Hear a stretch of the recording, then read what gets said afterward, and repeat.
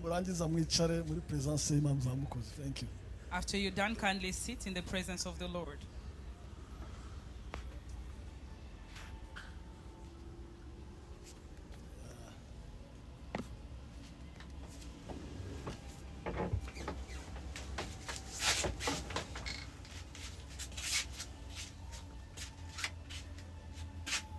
Well, Imana ishimwe cyane. Glory be to God. Yeah.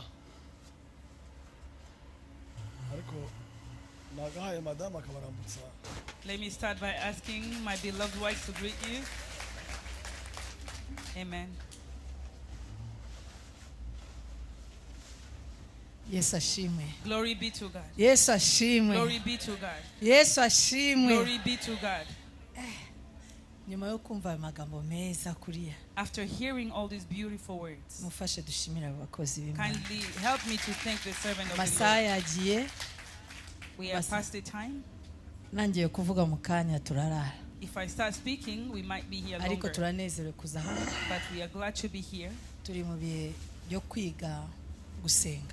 We are in a time of learning Kandi to pray. ndabibutsa ko dufite amasaha. I want to remind you that we Gira have 2 umugenzi hours. wese wibuka ko dufite amasaha Do abiri. you remember that we have 2 hours of prayer?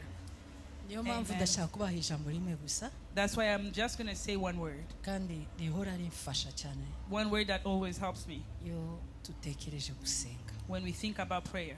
Ndashaka niba ushobora kuyiprojeta mbone kwicara. If they can project that word Kuvuga ko mudukunda to say that you love us, natwe turabakunda. we love you.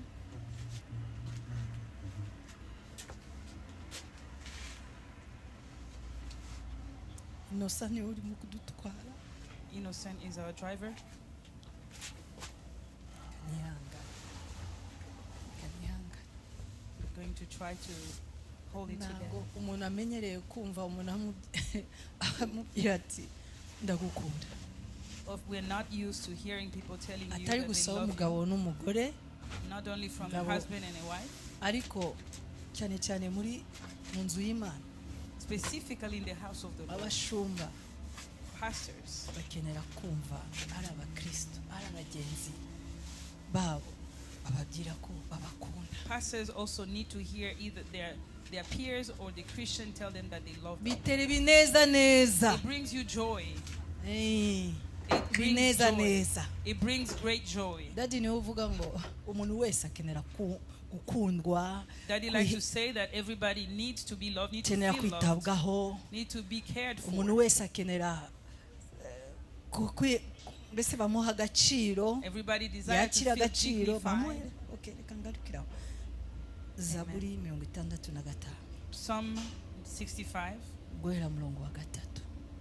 65 starting from verse 3. Abazi gusoma badusomere neza. Niba bayiprojeta ngo haye gusa. Ejo ari ikintu Daddy yavuze ngo iyo twegera Imana, Imana izakora iki?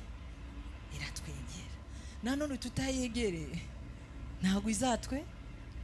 If we do not get closer to God, He will not get closer to us. Banditse mu Cyongereza. Amen.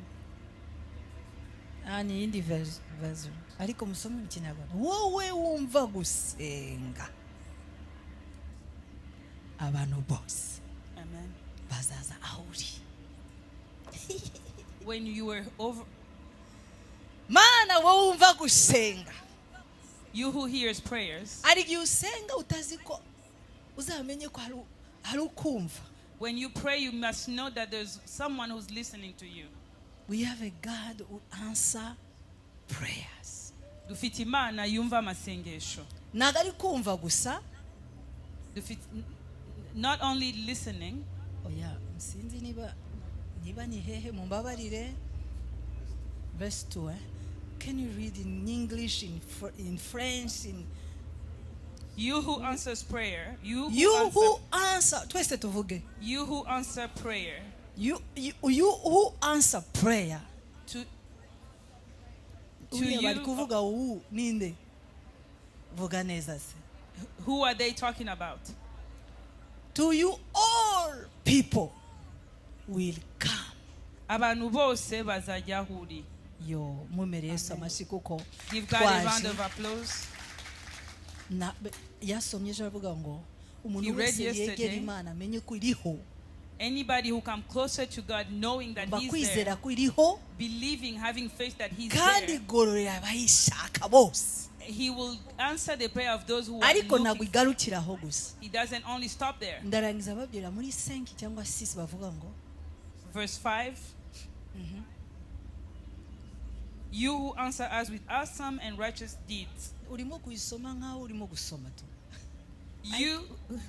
wowe reba cya kibazo cyawe undebe n'ikibazo cyanjye Amen. vuge ngo you Look at your answer problem. us none ushirimo wowe unyumva And read that word saying, look at uzansubiza mu yourself. biteye ubwoba You will answer me in righteous deeds. iyo wegera Imana When you come closer to God, iyo tuvuze isengesho when we say a prayer, njyewe n'umutware wanjye myself and my hamwe n'abana banjye reka bahaguruke And our children, Debora let me ask them to stand up. n'abakwe and our son-in-law, n'abo mukazana daughters-in-law. batahazi Amen.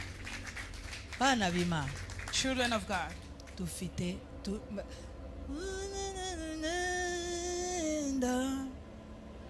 Dashima. uri ndumuhamya kubera iki Why am I a living testimony? kuko yumva gusenga Because He hears our prayer. dufite ubuhamya We have a nawe testimony. ufite You ubuhamya have a testimony. rero noneho nguzanye ikibazo I bring a question. kuki se utasenga kuki utasenga Why don't you pray? nabajije neza Have I asked in the right way? baza umugenzi wawe kuki utasenga Ask your neighbor, why don't you pray? kandi uzi ko yumva Yet you know that He hears kandi yiteguye and He's prepared kudusubirisha to answer our mu biteye prayers, ubwoba even in righteous deed. ongera kandi ubwire umugenzi wawe awesome. guhera uyu munsi Tell your neighbor, ntuzongere from today on, kureka do not stop to amasengesho pray.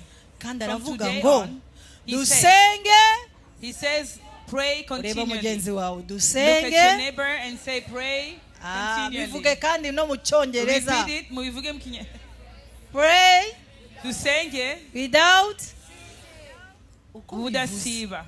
nidutangira amasaha abiri When we start our 2 hours of prayer, nugera mu rugo rwawe when you get to your house, uzibuka ayo magambo remember these words. Imana yumva God listens kandi yitegura igihe cyose and He's ready kudusubirisha to answer us ibiteye ubwoba awesomely.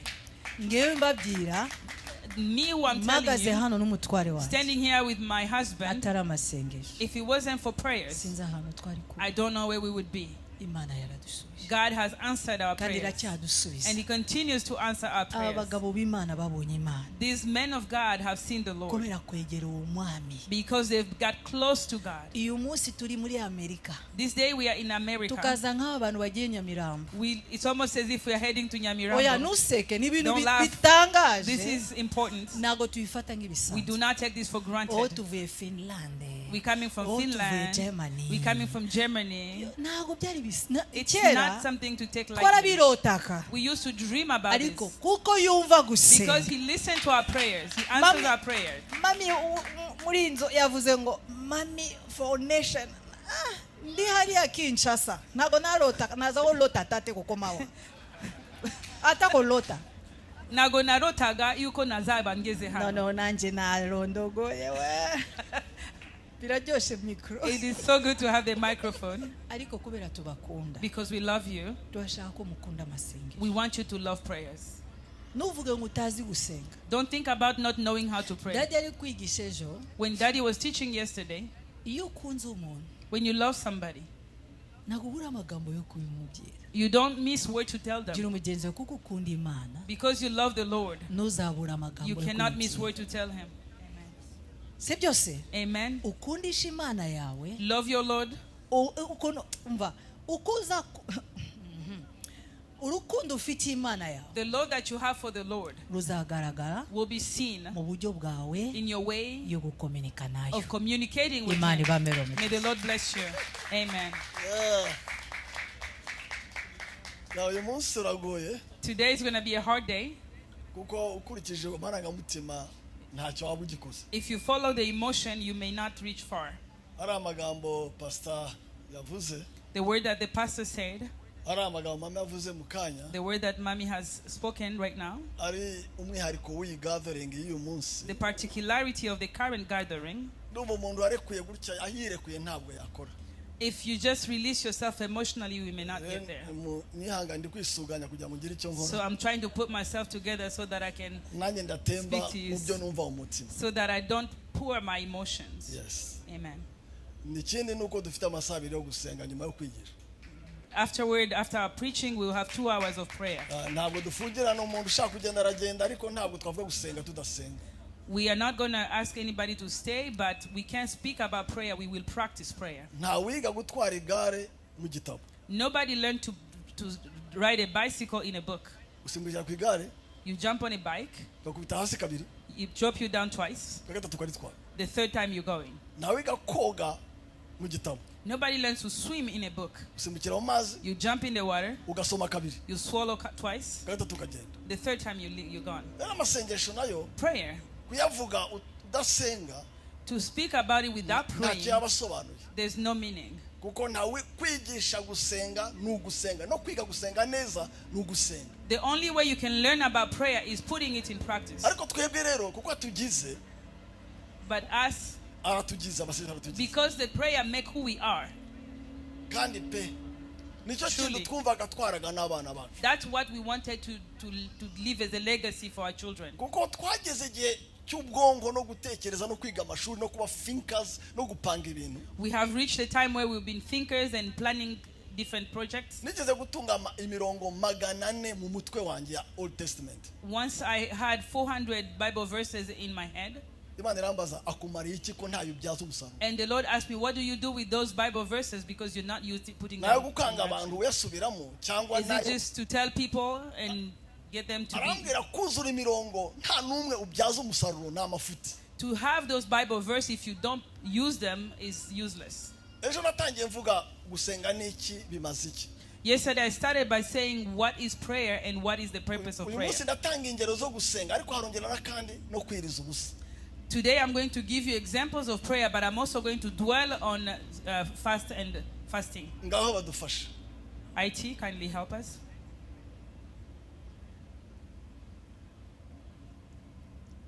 Ndafata umugabo wa mbere witwa uwo mugabo witwa Yehoshafati. I'm going to speak about a man, Jehoshaphat. Yagize atya yumva ngo amahanga yamukoraniyeho. He saw the nations coming to him. Amaze kumukoraniraho Once the nations attacked him, Bibiliya ivuga ngo agira ubwoba. the Bible said he was fearful. Amaze kugira ubwoba When he was fearing, ntiyagarukiraho gusa. he did not get there only. Wenda ngo atabaze yegeranye n'amahanga menshi amutabara.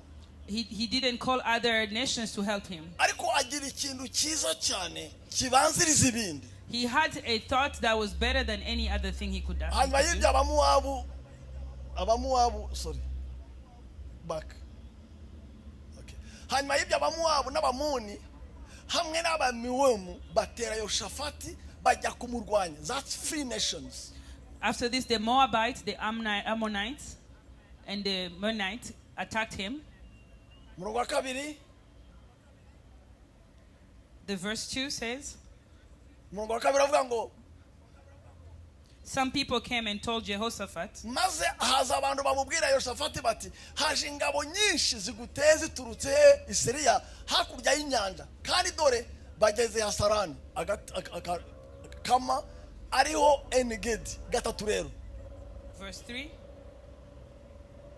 Yehoshafati agira iki? Jehoshaphat was alarmed. Agira iki? Thank you. He was alarmed.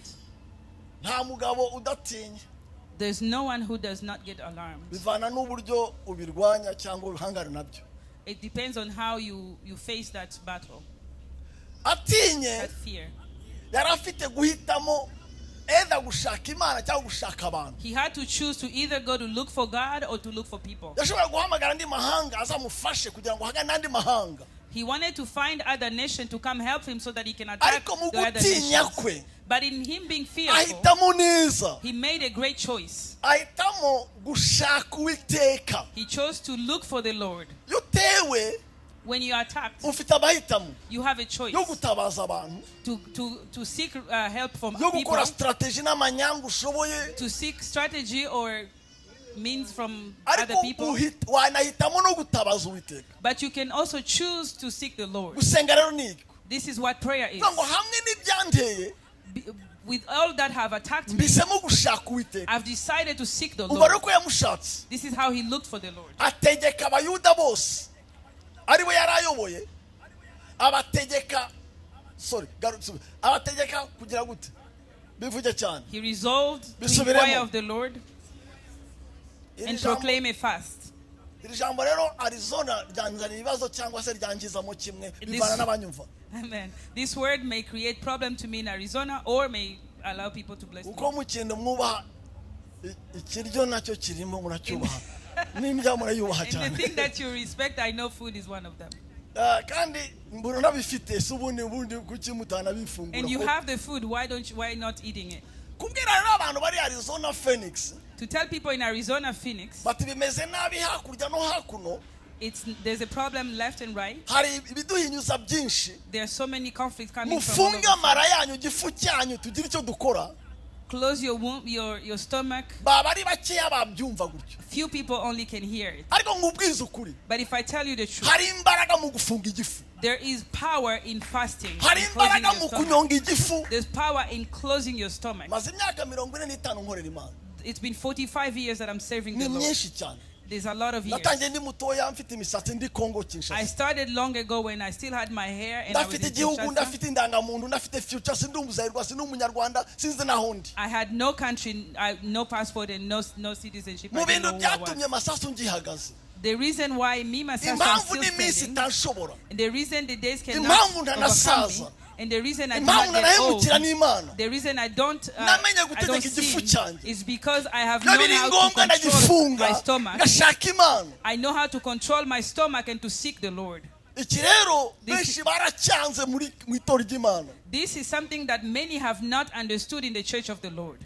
banabigize na doctrine, uzica umubiri wa Kristo nawe ariko mu by'ukuri ntabwo hari n'umubiri, ni abanyaburoho n'inda zigenda. They have made this a doctrine in the church of God. It's not it's because of the hunger or big stomach. njye kubwira amagambo akomeye, I'm going to tell you this hard truth. ntawe ugira icyo ahindura aryamirira.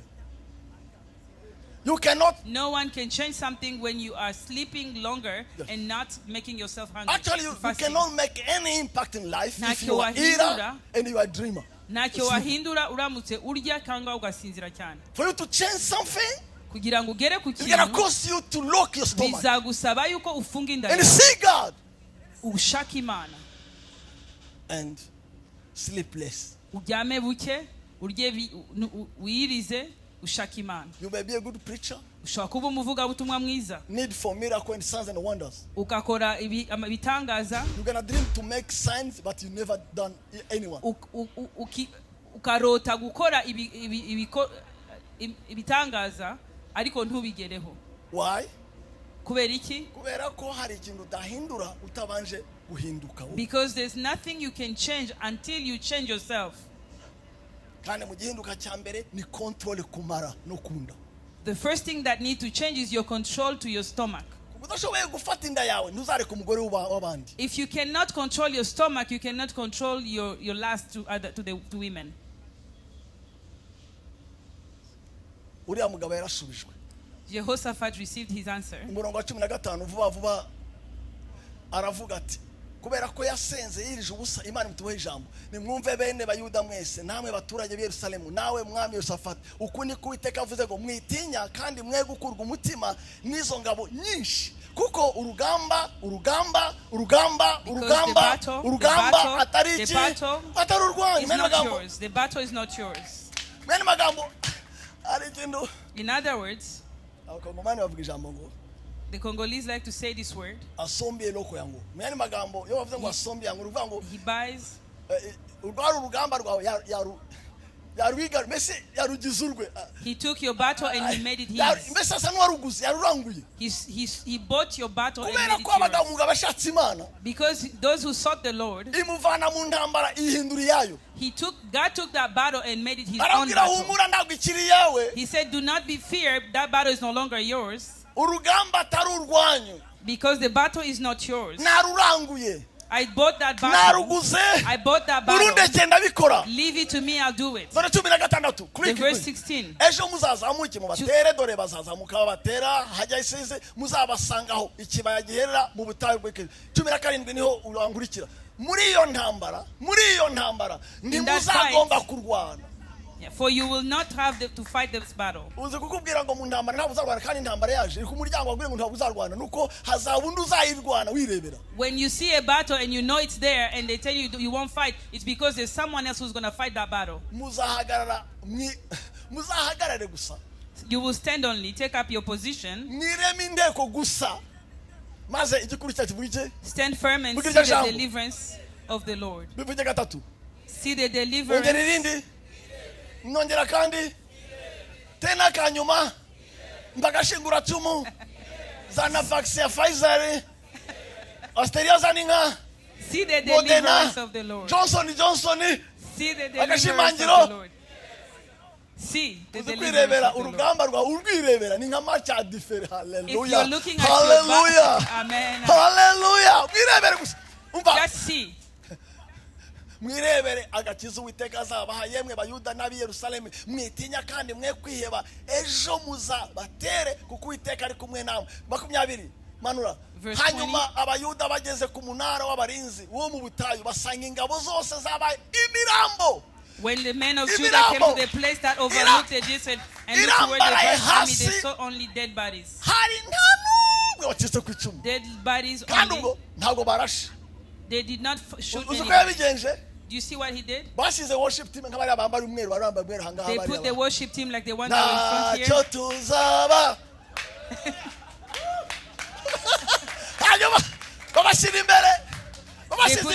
They put them in front. They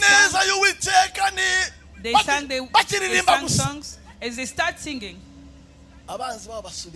their enemies started to fight each other. They started to fight each other and killing each other. When they went to see, they realized that the game is over. May the Lord fight your battle that way. May the Lord fight your battle that way. Amen. Igitinyiro cy'Imana kiba ku bami bose bo muri ibyo bihugu ubwo bumvaga kuwiteka yarwanije abishariseri. The fear of God came on all the surrounding kingdom when they heard how the Lord has fought against the enemies of Israel. Amen. And the kingdom, amen, God has given him rest on every side. When he fights your battle, he creates fear in all the enemies. Amen. When he fights your battle, he doesn't only stop there. After victory, he creates fear in your enemies so that there's no one who's going to lift their head anymore. They are going to be in great fear. You would have peace on the left, on the right, behind you, in front of you. Why? Because the one who's going to attack you, their neighbor will tell them, don't touch. Don't touch that person. Because the Lord will fight that battle. May the Lord fight your battle. May the Lord create fear in all your enemies. Hallelujah. Maze ntegekera kwiriza ubusa aho ngaho kuri uwo mugezi witwa ahava kugira ngo twicishe bugufi iki imbere y'Imana yacu ngo tuyiyoboze inzira idutunganiye twebwe n'abana bacu bato ndetse n'ibintu byacu. There by the Ahava Kano I proclaim a fast, so that we might humble ourselves before our God and ask him for a safe journey for us and our children with all our possessions. Amen. 22. Kuko nagize isoni zo gusaba umwami umutwe w'ingabo z'abasirikare n'iz'abagendera ku mafarashi ngo badutabare ku babisha bacu bari mu nzira. Impamvu isoni kuko twari twavuganye n'umwami tuti amaboko y'Imana yacu ikiganza cy'Imana yacu the hand of the Lord kiri kuba kiri kubayishaka bose It's for those who ngo seek ibagirire him. ite The hand of the Lord ariko is for imbaraga those who zayo seek him. n'uburakari bwayo birwanye abayi. But his great anger is against all who forsake him. nuko So we fasted. We fasted. dufunga igifu. We closed our stomach. Nuko dufunga igifu. Kawunga turayireka. We stopped eating. Hamburger tuyakonje. We gave a holiday to hamburger. We blocked our tummy. Dufunga igifu. We put a stop to our eating. Tugera mu Rwanda 96 tutanga When iminsi we 40 reached in n'amasengesho. Rwanda in 96, Umuntu arambwira. we started 40 days of prayer and somebody told me, Masasa aje kutwicisha inzara. Kubera ko Masasu is avuye about, Kinshasa ho nta biryo byahabaga. Masasu is about to Inzara make us y'Kinshasa die muri with Kongo hunger ayizanye hano. because in Kinshasa Hano hari there's no ibiryo. food. We have food in Rwanda. Uragira ngo abantu tungana barangana nanjye.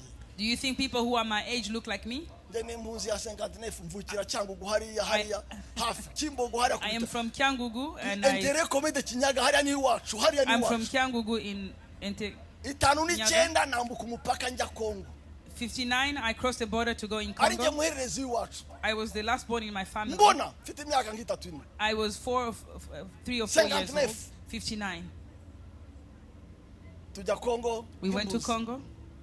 Papa arafite inka imwe. My dad had 1 cow. Nje nshinzwe kuragira ihene nagira promotion muri vacances nkuru taragira inka. Imwe. I was in charge of the goats. When I got promoted, I would take care of the cow. Nda future. No, Utabona aho uzajya. no future, no plan for the future. Wirurwana abana babashimba urwana. Fighting with the children of Bashi. Ihene zirakaba brochette. Ihene zirakaribwa gusa kandi Goats are only meant to be brochette. kandi sinjye waziro rose Yesu yarazivumye yavuze ngo zizajya ibumoso iburyo. Yazisize Yesu ibumoso iburyo. Jesus said the goat should go. Ni heza ni habi. Is it good? Ikizajya iburyo ni iki? What will go in the Ihene right? zizajya he? Brochette. Brochette. Zirakaribwa gusa brochette. Anyway. Umarira amakuru ko yabaye. This man Ezra, the man umugabo witwa Ezra, yari ibwami. was on the kingdom. Yajyaga ari inshuti y'umwami. He was a friend of the king. Yamwigishaga amaklasi. He used to teach them classes, Uko yari discipleship umwarimu classes, yamwigishaga because he was amaklasi. a teacher. Hanyuma rimwe One day, biba ngombwa ko ava Babylon ajya Yerusalemu. he had to come from Babylon to go to Jerusalem. Amezi ane ya trip. 4 months of a trip. Yahagurutse January 1st agera May 1st. Urumva ko hagati ari 4 months. He started his journey on January 1st and reached the destination on Hanyuma May rero 1st. Bibiliya ivuga gutya ngo The Bible says this. bamaze kumwemerera impushya ko agenda. When they gave him permission to travel, Yari afite choice ebyiri. he had 2 choices. Either kubwira umwami Either to tell the king, nyaboneka mwami ko ndi mwarimu wa Bibiliya wawe since I am your teacher, the Bible's umba teacher, abasirikare give me soldiers baduherekeze so that they may go with me baturinde twebwe n'abagore bacu n'abana bacu to protect me and then my children, tuzagereyo kuko mu nzira harimo abacengezi harimo byinshi. because there are trouble on the way. Yari afite na choice yo kuvuga And he had a choice to say, aho guhamagara umwami ngahamagara ijuru. instead of asking the king, I am going to call heaven. Umva Hallelujah. impamvu.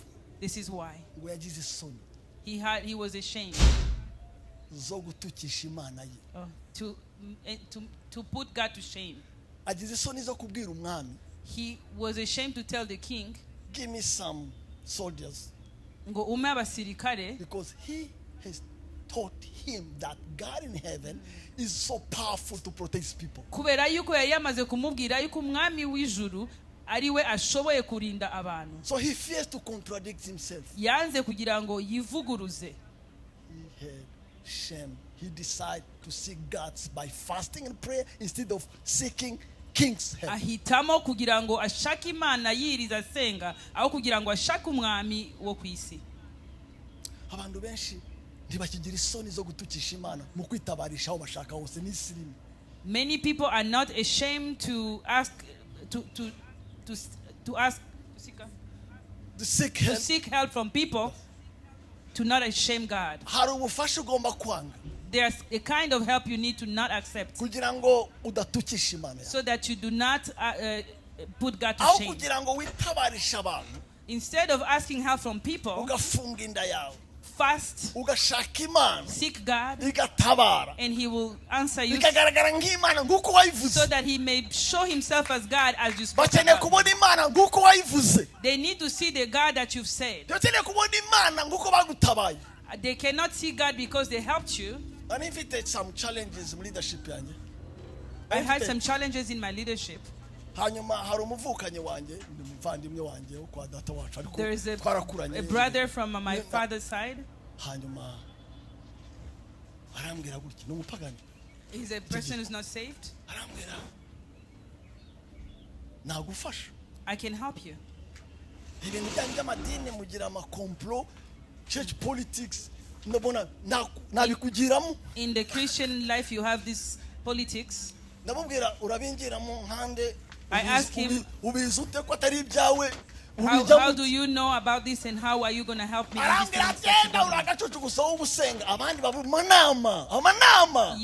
You are not smart. Other people are in meetings after meeting. He brought documents, and he was showing me that there are some information that he has from the church. I told him I do not agree. Those are. He said, I can help you. I said that you can't help me because I have God and I have my knees. If you help me, you will put God to shame. You will put my God to shame. He had a meeting of the family. He said, I went to help the pastor as a family member, and he didn't want my help, yet I could help him.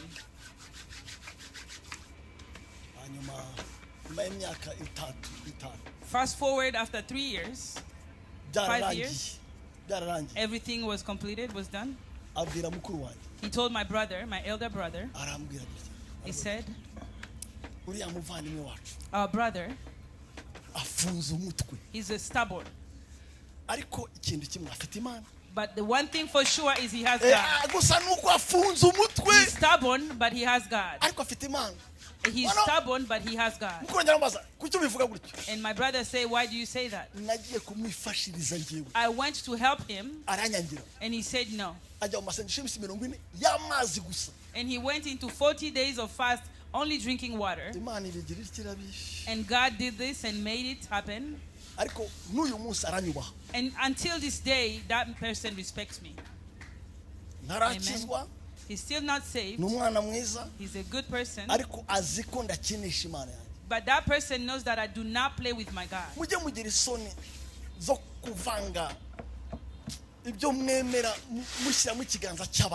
Be ashamed to mix what you believe and put in the hand of people in your belief. When I arrived in Rwanda, they did not give me papers, documents. zumbwira mpaye amafaranga nguhe ubuzima gatozi mpaya gutya namubwira ntabwo nashingira itorero ngiye gukora ndishingiye kuri ruswa nzahamagara Imana natanze ruswa. When I was trying to get my land, I was not able to get my land title. And many people said, give me this, give me that, so that I can give you the land title. But I did not want to take that.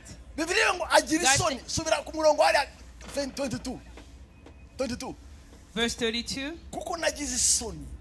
I was ashamed to ask the king of the soldiers and horsemen why. Kubabisha bacu bari mu nzira impamvu kuko twari twavuganye n'umwami tuti amaboko y'Imana yacu amaboko y'Imana yacu the hand of our God. N'ubu munebwe mu masengesho uzasabiriza abantu.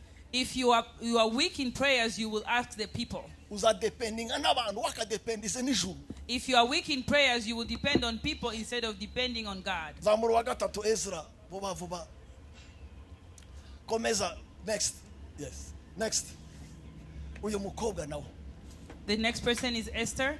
Mordecai nawe arabatuma asubiza Esther ati we kwibwira yuko uri wowe wenyine uzakira mu bayuda bose kuko uri mu nzu y'umwami. Next 14 kuko ni wicecekera rwose muri iki gihe nta kizabuza abayuda gutabarwa bakorohererwa biturutse ku bandi, ariko wowe n'abizu ya so bazarimbuka.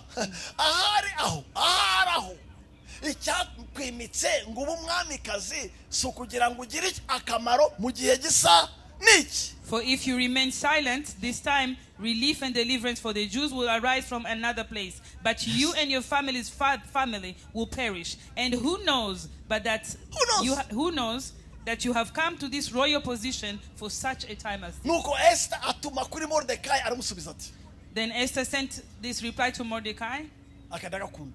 I love this place. Genda uteranye abayuda bose. Go and gather all the Jews. Abari Shushanyi bose ubateranye. All the Jews that are in Susa. Bagira iki? What do they do? Bivuge neza. That they may fast. Ubateranye bose. Gather them together. Bafunga igifu. So that they may fast. Nibiriza ubusa. If they fast. Bakansabira. And that they pray. Bakamara iminsi 3. And they spend 3 days. Kumanywa na nijoro. Day and night. Mutagira icyo murya. Without eating. Cyangwa icyo munywa. Without drinking. Nanjye mwamikazi. Myself as a queen. N'abaja banjye. And my servant. Tuzabigenza dutyo. We will do the same. Uko niko. That is how. Nzasanga umwami. I will find it. I'll nirengagije itegeko sesike toka kure toka ndaenda ignoring the law. Ubwo buzaba bwashize. I will not have fear. Nzafacing umwami. I will face the king. Avuga ijambo rigaragaza ko ntabwo baza bafite. He said I will not fear. Kandi niba nzarimbuka. Fear was if I perish. Fear was good. Go babgarashize. Aya makuru murayazi.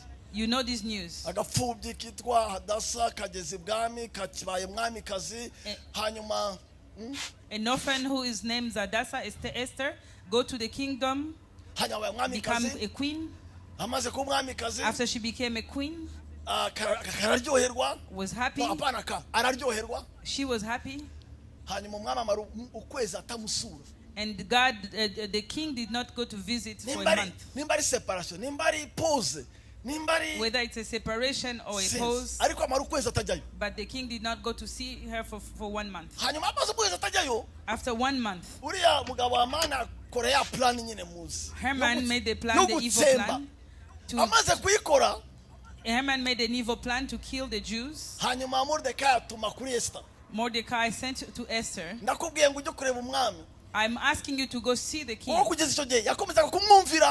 Until that time, she was listening to him. And this is what Esther said. I am not able to go. Number 1. First. A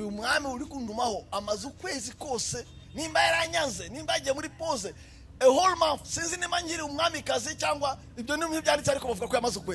It's because first this king has not seen me for an entire month. The second thing, there's a law that says this. When you go to see the king without his invitation, they will kill you. Unless the king will see you on the other side and point his stick toward you. If he doesn't point his stick toward me, I will be dead.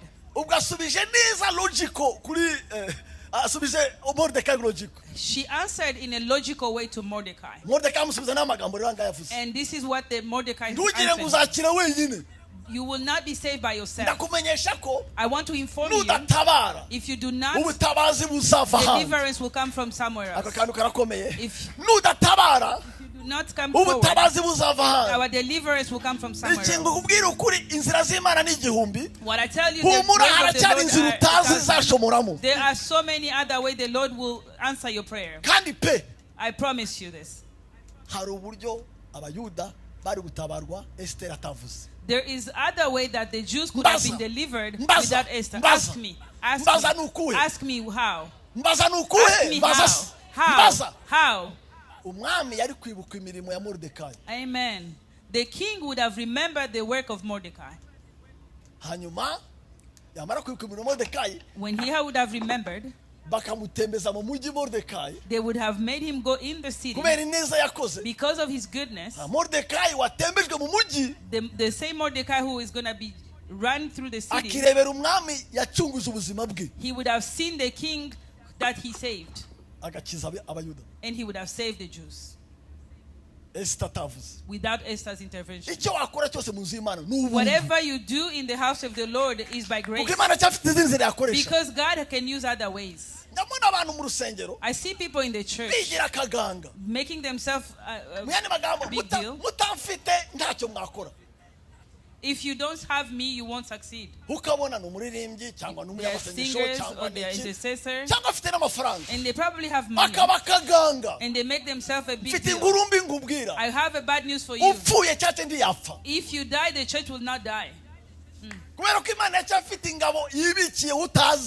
God has other soldiers that you do not know. To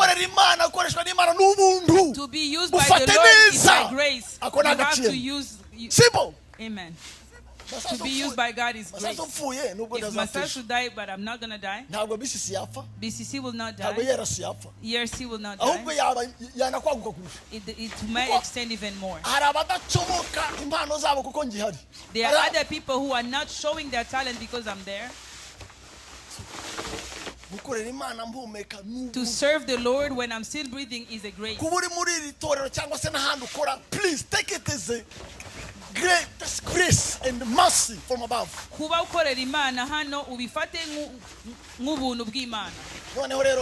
Esther aravuga okay. Esther says, no. Mordecai ninduziko utabaye umwami kazi kugira ngo ugire icyumara. Who knows if you did not become queen this time so that you can. Arakanguka. And she woke up. Aravuga gutya. Genda ubwira abayuda. She said, go and tell the Jews that they may fast. I will fast too, together with my servants. What surprised me is this. Esther was beautiful. She could have said to Mordecai, that makeup that made the king see me, that I'm going to make it even bigger.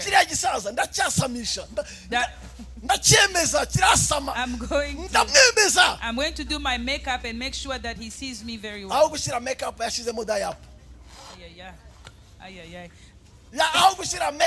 Instead of putting the makeup, Esther was able to put the dye up. Yes. Gupfa.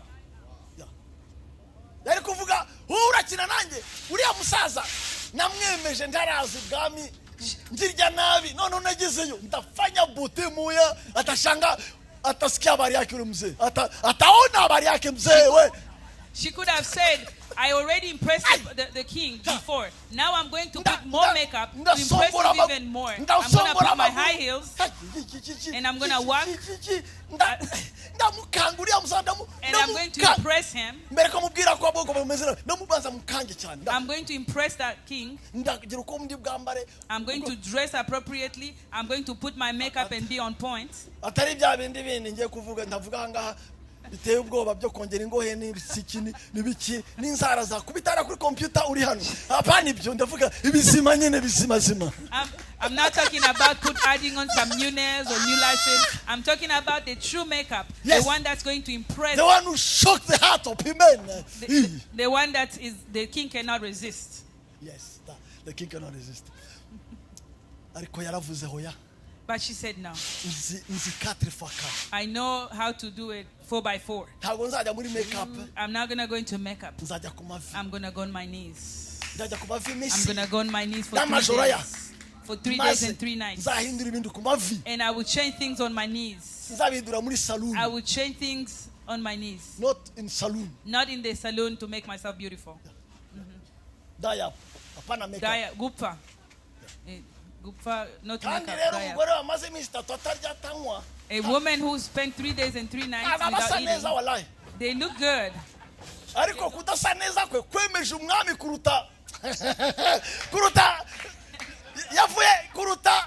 Makeup. A woman who has spent 3 days in fast doesn't look good, but because of her prayer, she's going to look even more beautiful because of her prayers. Heaven makeup. Because she has had a heaven. When the king saw her, the king pointed the stick to her. ntabwo yapfuye. Amen. She was not killed. Amen. Amen. Aratsinda. She won. Prayer and fasting is a key. Gusenga no kwiriza ni urufunguzo rukomeye. And nowadays, muri iyi minsi yacu, our churches are just killing this faculty to fast and pray. Itorero ririmo kwica buno bushobozi bwo kwiriza no gusenga. Because they want to meet their lusts. Kubera yuko bifuza kugera ku byifuzo. Irari ryabo. Irari. Lust of flesh. Irari ry'umubiri. They want to eat, sleep, sing, bashaka kurya, kuryama, kuruhuka. They cannot be a fighter. Nago barwana. If somebody decides to fast and pray, he will see God's hand for sure. Iyo umuntu yiyemeje kwiriza no gusenga, ni ukuri uzabona ukuboko kw'Imana. I've changed, I've seen my nation transform, and I have my little part because of fasting and prayer. And I believe in it. Nabonye igihugu cyanjye gihinduka, kandi ndabizi ko mbifitemo uruhare kubera yuko nasenze nkiriza, ndabyizeye cyane. And I'm touching nations. Kandi ndi gukora ku bihugu, ku mahanga. Last month, 2 weeks, 3 weeks ago, ibyumweru bitatu bishize cyangwa ukwezi, we graduate 40 people from China. Twagize graduation y'abantu 40 mu Bushinwa. We did 50 last week. We did 50 in Finland. 50 muri Finland. Almost 100 in Germany. Ijana muri Here we are. And the move is going, that's the beginning. Move is going. Ubu ngubu turakyakomeza. Hallelujah. Hallelujah.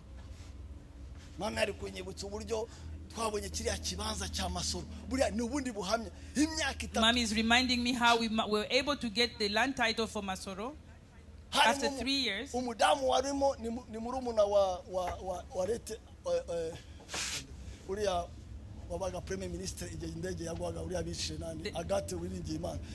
Nyiri kibanza. The person who had that land was the sister of the Yes, Agate Uwiringiyimana. Yeah. And this lady, the former minister. This lady is known to be a witchcraft doctor. Everybody knows in the country. Abantu bose bazi yuko yari umurozi. Acha bamwita umupfumu. Niko yitwa. But they call them witch. After inzu ya etage hafi y'isoko rya Kimirongo, abana bari Paris. So n'umusirimu. She's wealthy. She has a 2-level house near Kimirongo. Anu mama ko nabyango mubwira apotre ko nanjye ndi apotre. She said, tell the apostle that I'm also an apostle in my own place. Atimbara ku kibanza cha 1 hectare dufite hectare zinizungurutse ariko atwimicara avuga ngo ntabwo azagitanga ntabwo. We had the land around and she did not want to give us the land in the middle, and she refused to give us the land. 16 million. She started from 16 million. 84 million. She went to 84 million. That was 2007. That is in 2007. That was a lot of money. I said, no, Papa. We have our rights. We will go to the police. They said, write letters. We're going to go take her away from that place.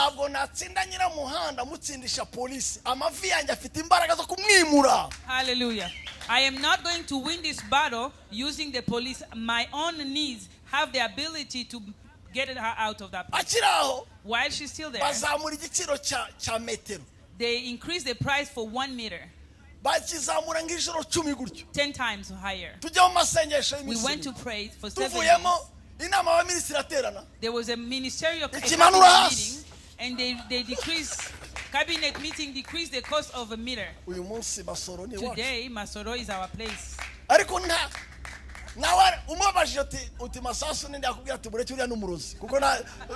If today you ask that lady who's Masasu, she will say, leave him alone, he's probably a witch too.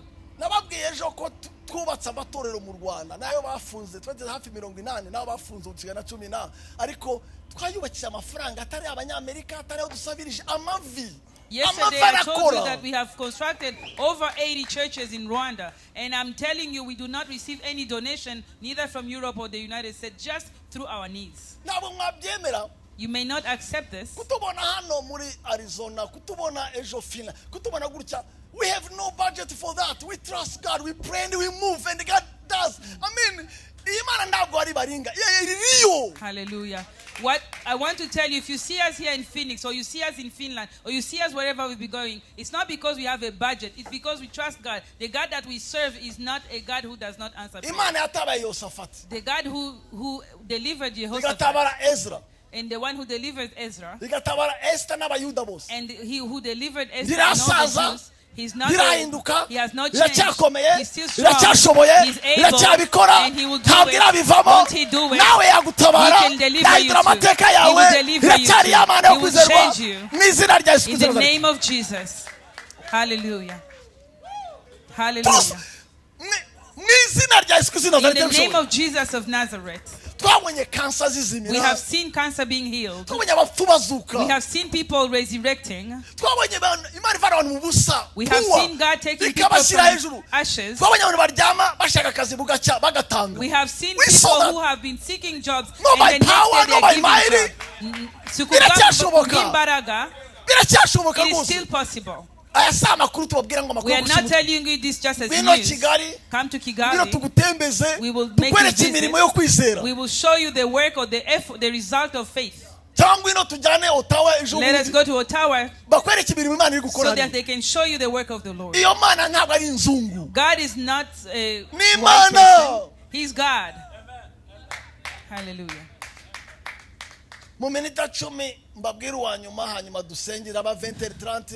In 10 minutes only, let me tell you the last person. Abajya mu kazi bihuta nta kibazo, abajya muri weekend ariko udafite aho hajya hakomeye asigara hangaha kuko harimo umugisha muri amasaha abiri. There's power in the 2 hours of prayer. If you're not going to work or you're going out somewhere, stay here. The last one is Zamura Acts. Nuko Petero arindirwa mu nzu y'imbohe ariko abitorero. Amen. So Peter was kept in prison, but the church was earnestly praying for God for him. But the church,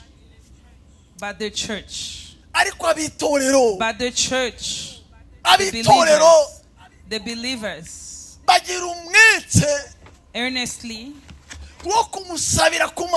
praying to God for him. Did they get answered or not?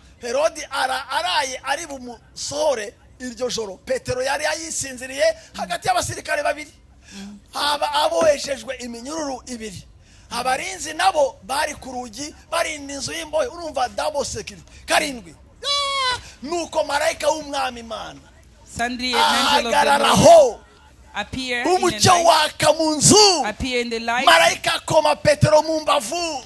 He struck Peter on the side. He woke him up. Quickly get up. Quickly get up. And the chain fell off. The chain fell off. And the chain fell off. May the chain fell off. May your chain fall off. The angel said to him, put on your clothes and your sandals.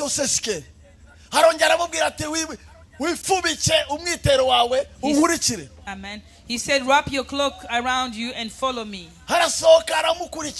He followed him. But he had no idea what the angel was doing. What was really happening. He thought he was seeing a vision, just dreaming. What's surprising, when God answers you, when God answers you in mighty way, in awesome way, you start saying it's the devil. Jesus went to the word.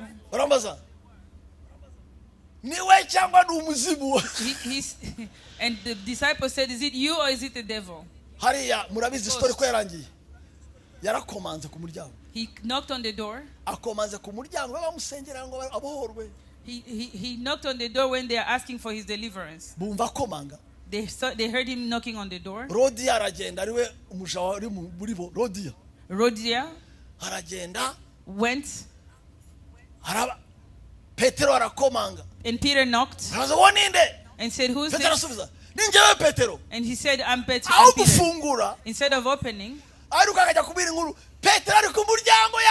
she went and said, Peter is at the door, he's here. What did they say him? He's a ghost. But it's not the ghost. But it was Peter who was there.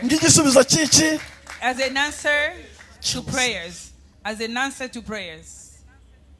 Hallelujah. Sigaranye minita yanjye 5 mbere ko ibasambire n'igice. Mbabwire bakundwa ni mama y'Imana. Let me tell you. Ukurusha gusenga azakuyobora. The person who is stronger in prayer than you will lead you. Ukurusha gusenga azakurusha gutunga. A person who is stronger in prayer than you will be richer than you. Ukurusha gusenga azajya kure kurushaho wagera. The person who is stronger in you in prayer would ukurusha gusenga azakurusha ubupfura. Will be more will have more integrity. Because they will be able to have self-control where you are not able to. The one who's stronger in prayer will have righteousness. The one who's stronger in prayer will see God before you.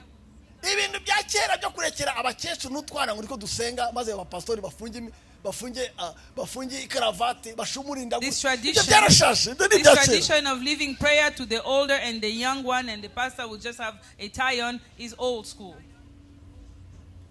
Ibintu bya kera byo kuvuga ngo Amasengesho this idea of asking the old people to come forward and pray, in the prayer room only the old people. Get the men. Get the men. Leave the old women alone. Bring the men here.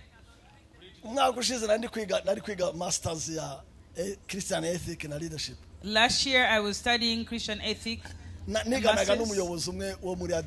I was studying with the leader of ADPR. He said, Apostle, how do you do this? You're studying in masters in university. Actually, PhD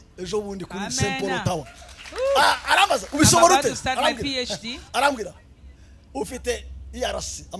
You have ERC and all the churches in different countries. You lead BCC in all continents. And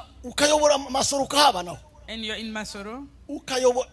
Uri mu bintu byinshi niko tubishobora ugashobora kuba umugabo w'umugore umwe se w'abana sekuru umuhungu umwe. And how do you do it? You're also a husband, you're also a grandfather. How do you do this? Mu kazi k'Imana ubishobora ute? How do you do it in the work of God? Arambwira umbwira ibanga. Give me your secret.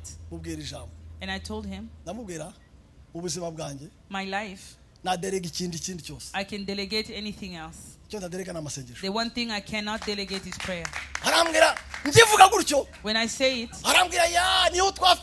that's how we've been dying. That's how we died. We delegated prayer. We delegated prayer to old women. As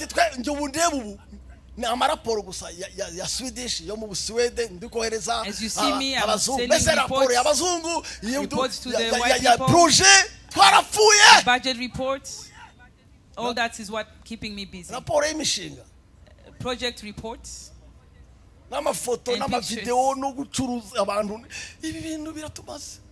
This is what's killing us.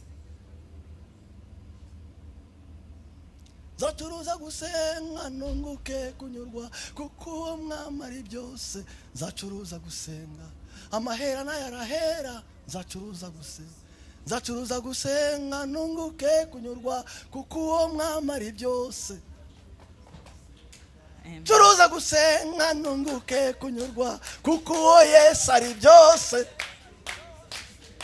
Amadorara nayarashira. Zacuruza gusenga nunguke kunyurwa kuko Yesu ari byose. Ubu ndi kubarya iminota 2 nibigira 30 juste singubwira ngo utangire wajya munsi ndebe wayijya hejuru urasenga amasaha 2 twongera kuvugana sana n'igice mbere yaho ntuvugishe. Don't talk to me. Tuzanire microphone hano abaza kumfasha kuzamura ijwi. Zacuruza gusenga nunguke kunyurwa kuko mwamari byose. Because this God is everything. Mwarimo abona ikintu? Have you ever seen something? Uri ubuki bwinshi sibyo? If you eat a lot of honey, uregera aho ngaho bukakurenga. It can. Uri ubugari bwinshi. If you eat fufu, uratumbagana. It make you overfull. Uzatinye ikintu umuntu adahaga. Be afraid of something that you can never get enough of. Nta muntu n'umwe wakubwira ngo yarasenze cyane. There's nobody who can tell you I've prayed too much. Murakoze. Hasigaye amasegonda. Ibi ni 29 ndi kureba hari. It's 29 and seconds. How umushumba aho ngaho atazarekera abakecuru n'utwana. Mana y'agakiza kacu, hallelujah. Gitare cy'amahanga, thank you so much.